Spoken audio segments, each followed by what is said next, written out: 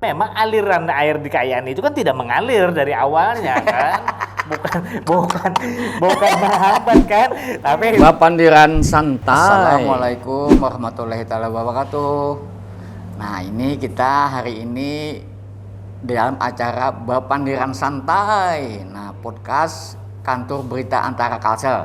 Nah, hari ini kita ketemu dengan orang yang sangat istimewa. Wah, beliau adalah Pak Muhyar. Nah, sekarang beliau ini sebagai PLH Sekda, Pak lah? Sekda ya. Alhamdulillah. Tetapi dulu dia adalah Kepala Dinas Lingkungan Hidup Daerah Kota Madaya Banjarmasin. Beliau kami undang ke sini untuk membahas bagaimana Banjarmasin ini dikatakan sebagai kota sungai, Pak Muhyar. Ya. Nah, jadi untuk menjadi kota sungai itu Pemko itu seperti apa, Pak? Iya. Nah, Pak. Terima kasih Pak Hasan. Jadi Banjarmasin ini kan terkenal dengan kota dulu kan 1000 sungai. Ya, 1000 sungai. Nah, kota 1000 sungai dengan perkembangan zaman, perubahan kondisi alam, kemudian dengan pertambahan jumlah penduduk, maka akhirnya sungai itu semakin menyempit. Karena lahan di kota Banjarmasin ini kan sempit nih. Ya. Hanya 98 km dengan jumlah penduduk kurang lebih 700 ribu. Wah, itu luar biasa, Pak lah. Akhirnya kan karena ini menjadi ibu kota provinsi yang dulu kota Madya Banjarmasin, kemudian menjadi kota Banjarmasin, yang tentunya berpengaruh terhadap keadaan lingkungannya. Nah, orang yang dulu tidak melirik ke Banjarmasin sekarang melirik ke Banjarmasin. Iya. Pemukiman yang dulu tidak terlalu banyak sekarang lebih banyak. Nah, inilah yang akhirnya menyusut, membuat sungai itu menjadi semakin sempit. Dulu yang katanya 1000 sungai, ketika sekarang kita cari 1000 sungai itu mana sih? Tentu belum bisa ketemu lagi sekarang. Nah, sekarang kita coba kita tanya-tanya berapa sungai yang sekarang masih berfungsi. Itu hanya sekitar 290 unit, 90 sungai. Itu pun sudah melalui beberapa tahapan. Ada pengerukan, normalisasi sungai. Nah, inilah yang kedepannya tantangan terberat bagi pemerintah Kota Banjarmasin untuk mengembalikan fungsi sungai ini. Karena tentu di kita ini kan di Banjarmasin ini kan sudah kita lihat sama-sama bahwa kondisinya di bawah permukaan laut, itu 16 meter di bawah permukaan laut itu berdampak ketika ada genangan air dan hujan gitu. Nah, ini yang sama-sama kita rasakan kemarin terakhir kan posisinya ketika banjir datang di kota kita. Nah, inilah karena salah satunya karena memang kondisi alam, kemudian juga tentu tidak lepas dari keterbatasan kita menjaga sungai itu dan berdampaklah pada saat hari-hari yang terakhir kemarin. Nah, jadi gini Pak Muhyar, Banjarmasin ini kan tidak ada sumber daya alam, artinya tidak ada hutan, tidak ada tambang. Nah, yang kekayaan Banjarmasin ini hanya sungai. Ada 102 sungai kalau nggak salah yang masih hidup, ya kan? Sekarang katanya berkembang menjadi 170 sungai setelah ada normalisasi. Nah, bagaimana ini sungai ini menjadi kontribusi ekonomi? Nah, ini maksud kita itu seperti itu. Bagaimana Pemko menyikapi ini agar sungai ini benar-benar menjadi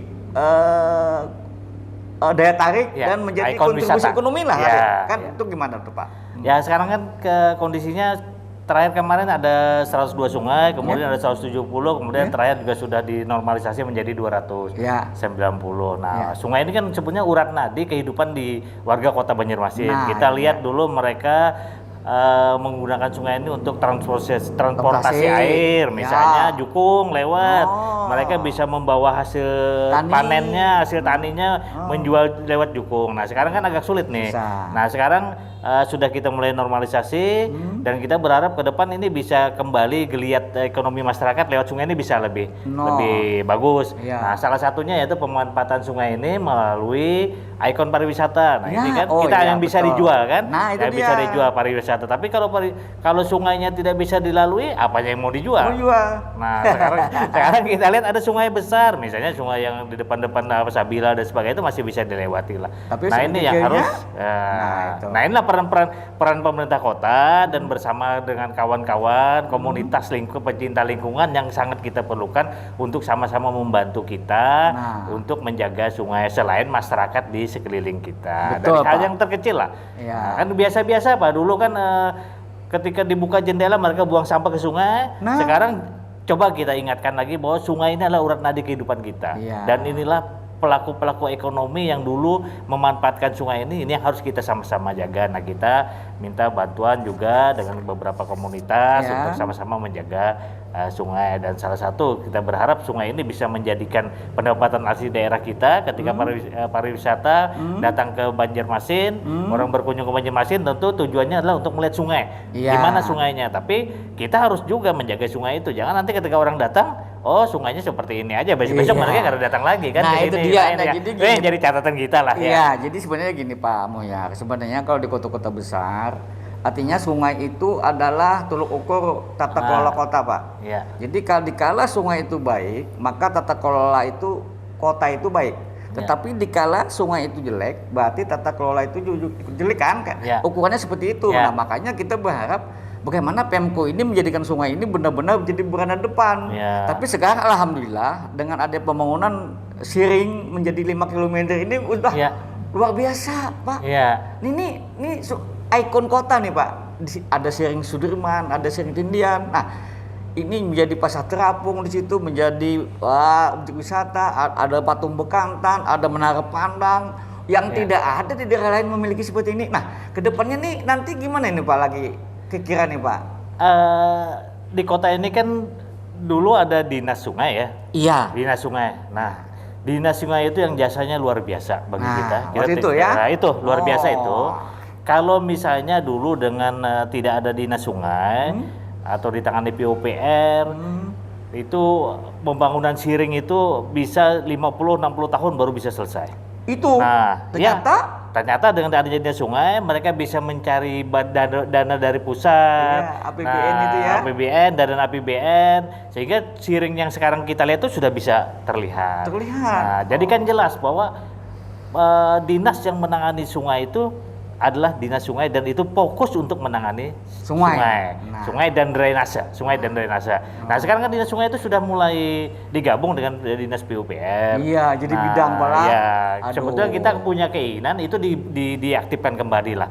Nah, kan jelas ini kalau mereka sudah diaktifkan kembali, mereka punya tupoksi tersendiri, mereka bisa mendapatkan dana APBN, dana dari pusat dan sebagainya yang bisa berhubungan dengan itu, karena seperti kita ketahui tadi, seperti disampaikan juga bahwa PAD kita itu kan juga tambang tidak ada, dari mana-mana juga ada. Ya paling kan dari perdagangan dan jasa aja, perdagangan dan jasa.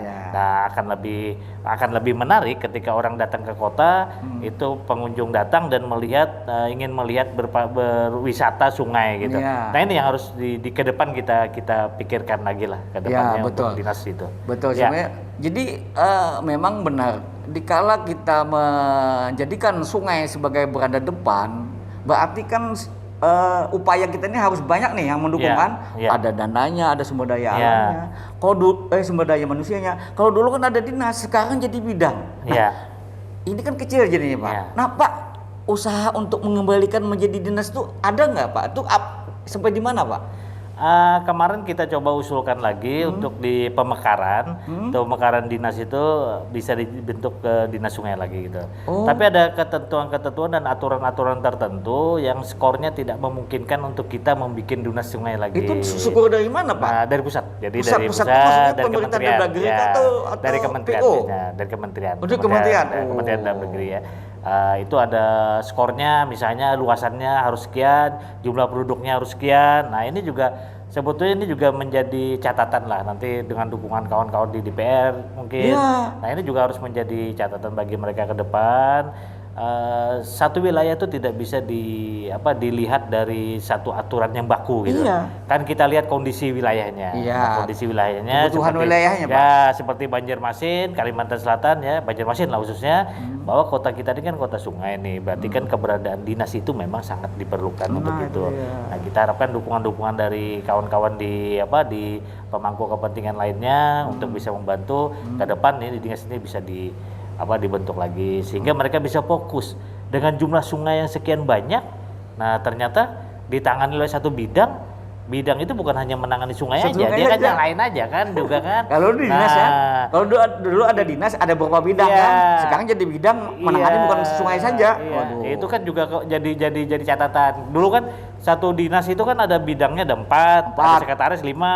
Nah sekarang kan digabung menjadi satu bidang. Satu bidang kan tentu keterbatasan SDM-nya juga terbatas. Ketika mereka harus mencari sumber dana ke pusat juga terbatas kan. Nah ini yang harus kita pikirkan ke depan. Ya disesuaikan lah dengan kondisi daerah masing-masing. Betul. Nah, ini saya pikir yang harus juga jadi catatan bagi kita untuk kalau memang kita menginginkan sungai itu bisa lebih cepat pemulihannya, lebih cepat normalisasinya dibandingkan dengan kota-kota lainnya. Harus ada dinas sungai, itu catatan kita. Ya Pak, jadi gini Pak, memang kalau kita berbicara soal sungai Banjarmasin ya, padahal sungai ini kan Martapura contohnya Pak lah, hilirnya Banjarmasin, hulunya Kabupaten Banjar. Kita bersusah payah membersihkan di sini, kalau di sini kirim terus. Nah, jadi ini dasarnya gimana nih Pak? Maksud kita itu? Jadi kan ini kan setiap tahun juga kita lihat kan sungai kita, itu. Pampangan juga banyak di situ kan, walaupun ada kapal sapu-sapu. Tapi itu setiap tahun kan berulang terus nih kan. Nah kami sudah juga koordinasi dengan pemerintah provinsi, karena ini kan lintas kabupaten kota, ini harus ditangani oleh provinsi. Nah sekarang lebih provinsi kan di tahun ini tadi kan bertepatan dengan 5 Juni ini tadi kan Hari Lingkungan Hidup Sedunia. Nah ini mereka mencanangkan Bungas, jadi Sungai Martapura Bungas. Nah ini catatan khusus ini, dan ini bukan tanggung jawab kita lagi, itu bukan tanggung jawab pemerintah kota. Semua kabupaten kota yang terlintas sungai, yang terlintasi itu harus ikut bertanggung jawab. Jangan nanti ketika ada pampangannya larut ke kami, nah kita saling menyalahkan, tidak lagi saling menyalahkan, karena ini coba kita sama-sama mengatasi ini. Seperti apa caranya? Kalau satu permasalahan diselesaikan rame-rame itu pasti akan terasa ringan. Tapi ketika itu saling menyalahkan, tunggu saja sampai kapanpun tidak bisa selesai. Tapi itu menurut saya sangat luar biasa tuh Pak. Kalau menurut kita tuh artinya keinginan pemerintah tuh sangat luar biasa. Tetapi yang kita tunggu aturannya seperti apa dan sanksinya seperti apa. Nah maksudnya seperti itu. Actionnya itu yang kita tunggu. Tapi kalau ini hanya sekedar retorika, mudah-mudahan jangan lah ya. Kemarin sudah dicanangkan oleh Pak Biji Gubernur sama provinsi. Nah, itu luar biasa dicanangkan kemarin bahwa Sungai Bungas, kalau tidak salah Bungas itu untuk Martapura gitu. Jadi sepanjang Sungai Martapura itu kita berharap ke depannya di tahun-tahun depan sudah tidak ada lagi pampangan yang lewat. Nah, ini kan juga di pampangan itu kan bisa diinjak-injak, ada bisa tenggelam-tenggelam kan? Bisa diajak main bola juga bisa. Bisa. Luas bisa lama itu. Bisa lama itu. Nah, itu. Dan lagi Pak, menurut cerita Sungai Martapura itu bukan sekedar sampah Pak. Ini menurut cerita teman-teman, ternyata juga kandungan bakteri kolinya juga tinggi. Terus ada logam beratnya, ada merkurinya menurut konon nih Pak ya. Nah, terus juga tingkat kekeruhannya, kadar keasamannya. Nah, terus kadar keasinan di kala kemarau. Sejuta persoalan nih Mas Sungai Martapura nih. Jadi bagaimana ini kalau tidak benar-benar kita tangani dengan baik, jangan harap kita menjadi kota sungai yang baik. Makanya kita mudah-mudahan semua pihak ini bisa terlibat kayak gitu mungkin Nah. Jadi memang kita akui lah, memang kualitas air di Sungai Martapura itu kan sudah tercemar. Nah itu dia. Tercemar. Memang kami dari Dinas Lingkungan Hidup itu secara rutin juga melakukan pemeriksaan itu memang tercemar. Tapi karena di kota ini kan tidak ada tambang, tidak ada yang menghasilkan bahan-bahan logam yang beracun. Tentu ini kita tidak menyalahkan kabupaten kota lain gitu, tapi ada kemungkinan masuk. Nah kalau yang E. coli-nya kan juga sekarang sudah di Banjarmasin sudah ada lagi kan, yang jamban-jamban apung itu kan ada lagi kan, helikopter itu kan sudah ada lagi kan. Tinggal kita sama-sama lah dengan kabupaten kota lain, ayo sama-sama kita jaga sungainya, karena kayak apapun juga sungai ini kan urat nadi kehidupan kota gitu. Nah kalau sungainya tercemar, kemudian kalau terjadi pendangkalan, kalau ternyata kedepannya hujan turun dengan keadaan kualitas air yang banyak kan tentu akan terganggu kan. Iya betul Pak. Resapannya terganggu, mengalirnya terganggu, maka tidak menutup kemungkinan kedepannya siap-siaplah kita menghadapi fase banjir. Banjir lagi. Nah, ini kan sudah jelas kan, tadi sampaikan juga regulasinya kan, regulasi itu kan perlu dibuat juga lah. Dibuat, nanti kita coba koordinasikan dengan provinsi juga, regulasinya ketika mereka mencemarkan sungai, membuang sampah ke sungai, apa yang harus dilakukan. Nah, kalau regulasi itu, regulasi itu kan dibuat untuk kenyamanan kita semua, kalau itu ditaati. Tapi kalau regulasinya tidak ditaati, maka siap-siaplah kita untuk tidak merasa nyaman. Tapi menurut masyarakat, regulasinya itu pengawasannya kurang. Menurut Nurim, benar kan nggak ini Pak? Nah, sebetulnya pengawasan bisa bekerja sama aja, pengawasannya dikerjasamakan. Yang jelas itu sanksi lah. Nah, itu dia. Sanksi, supaya ada efek jerak. Nah, sanksinya kalau sanksinya tidak diberikan, maka efek jerahnya tidak ada. Paling-paling mereka kita buang aja lah, karena ada juga sanksinya apa. Paling kalau ditegur aja, nah ditegur juga sulit kan. Nah, inilah. Karena juga kaitannya ini banyak nih, karena kebiasaan membuang sampahnya, kebiasaan sesuatu yang kurang baik, itu kan jadi akhirnya budaya malunya sudah tidak ada.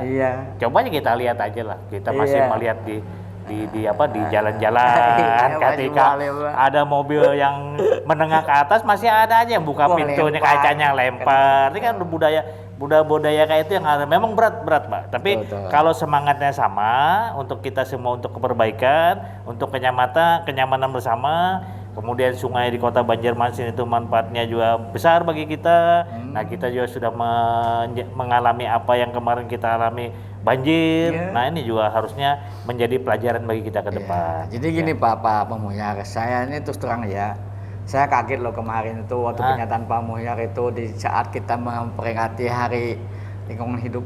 Iya, lingkungan hidup sedunia. Iya, kata Pak Muhyar, di Banjarmasin ini banyak komunitas. Iya.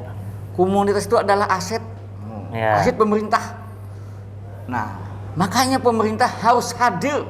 Iya, betul. Di saat ada kegiatan komunitas. Nah, ini Pak, yang kami tunggu. Bagaimana Pak? Kalau sampeannya mungkin anggaplah sampeannya ibaratnya tuh melontarkan sesuatu, mudah-mudahan ini ditindaklanjuti oleh pemimpinan yang selanjutnya. Nah, gimana Pak nih Pak? Iya, jadi kan pemerintah kota itu tidak akan bisa berbuat apa-apa tanpa dibantu oleh komunitas dan masyarakat. Nah, peran serta partisipasi masyarakat komunitas itu luar biasa untuk membantu kita memikirkan supaya kota ini, khususnya untuk sungai, itu lebih baik ke depan.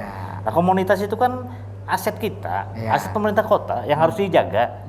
Nah, kenapa harus dijaga? Karena mereka ini peran serta mereka untuk menjaga kota ini juga luar biasa, khususnya sungai kan. Nah, ini yang harus kita hadir di sana, harus hadir. Nah, ketika ada kegiatan yang mereka lakukan, kita harus hadir. Kenapa? Karena kita harus hadir, bahwa kita memberikan penghargaan kepada mereka. Nah, mereka ini kan support kepada mereka.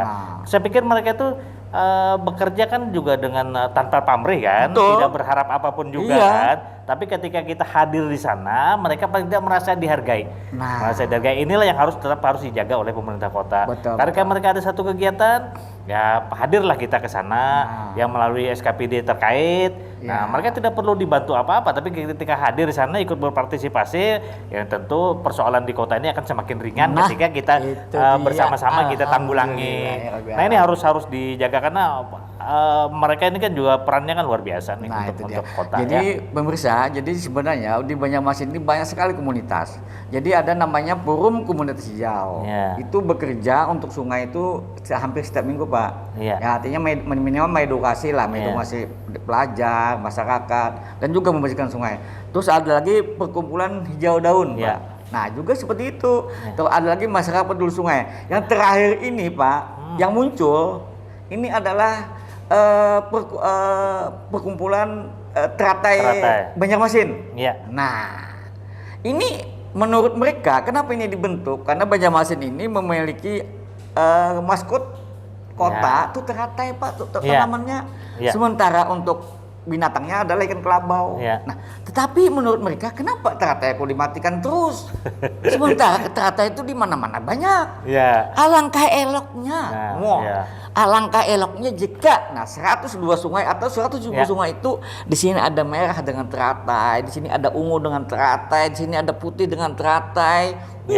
Maka kita akan bertima teratai. Nah, kira-kira Pemko mendukung enggak gerakan-gerakan seperti ini, Pak?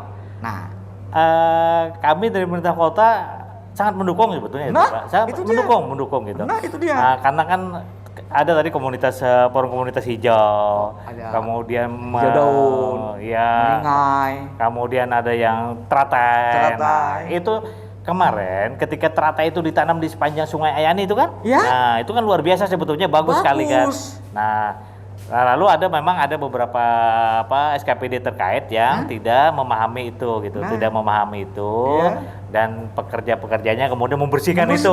Padahal itu ditanam sengaja, dan saya lah yang pertama waktu itu menyuruh silakan carikan lagi tanaman teratai yang harus ditanam di situ. Iya. Karena itu, karena alasan mereka apa di situ? Alasan mereka itu menghambat mengalirnya air.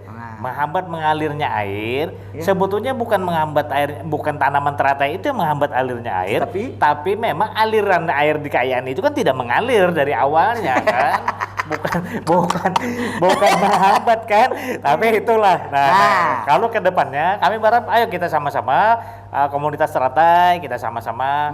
Nah, ketika orang datang ke Banjarmasin melihat teratai yang berbunga, ya merah, kuning, hijau kan?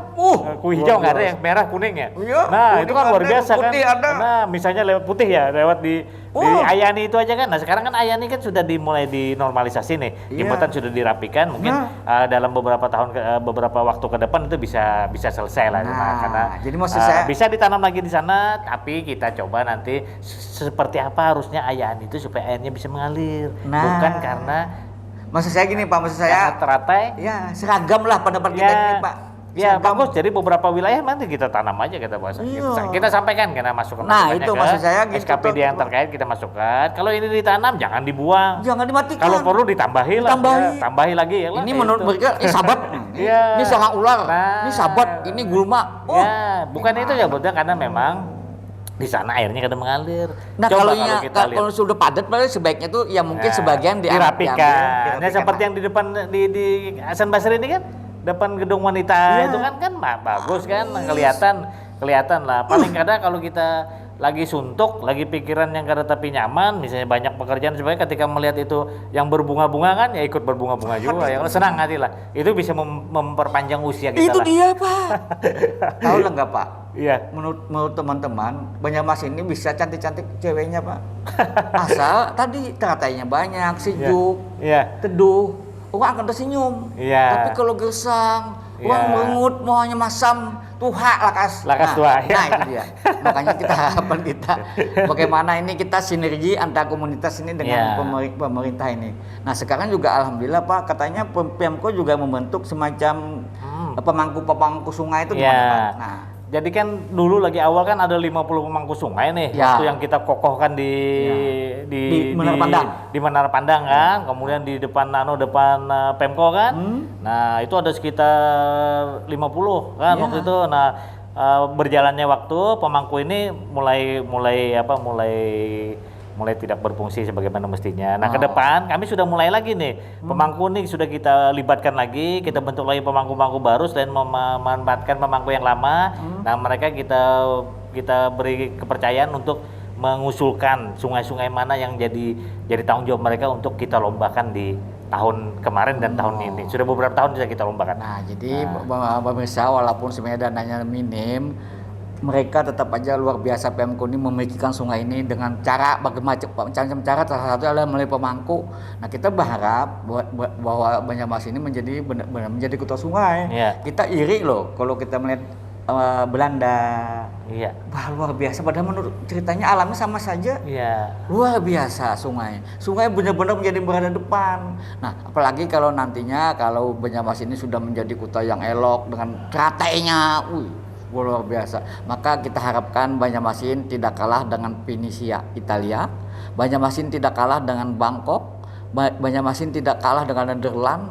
Dan Banjarmasin tidak kalah dengan London. Kita berharap ke depannya seperti itu. Makanya ayolah kita semua masyarakat dan pemerintah bersatu untuk menjadikan sungai ini sebagai berada depan untuk kota Banjarmasin. Nah, inilah pemandangan kami, pandangan santai bersama luar biasa. Tokoh kami ini adalah tokoh benar-benar di Pemko ini yang paling senior dan paling berpengalaman. Ini untuk sementara ini Pak Moya dulu pemandangan kita. Terima kasih Pak Moya. Terima kasih Pak Hasan.